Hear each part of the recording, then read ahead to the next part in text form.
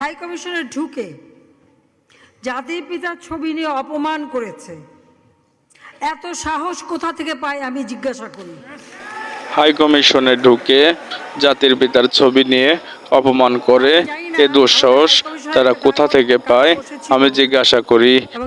এই কথা বলেন বাংলাদেশের সাবেক প্রধানমন্ত্রী। যুক্তরাজ্যে অ্যাম্বাসিতে ভাষণ দেওয়ার সময় এ কথা জানান।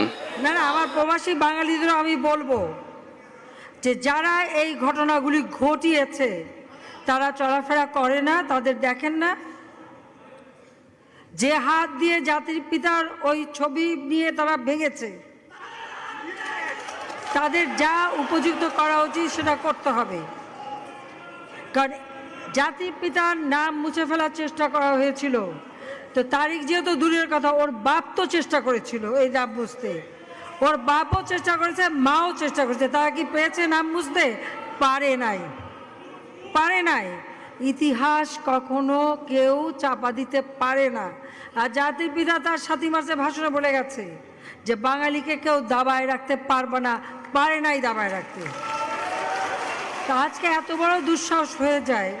হ্যাঁ, আমি প্রধানমন্ত্রী এসে আমারটা যা করুক ওটা আমি কিছু মনে করি না, কিন্তু যিনি আমাদের জাতির পিতা, যে আইন আছে, সেখানে হাত দেবে এত সাহস কোত্থেকে পেল?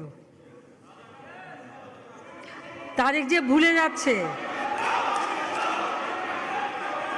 তারেক যে ভুলে যাচ্ছে যে তার মা দুর্নীতি করে জেলে গেছে। আজকে তার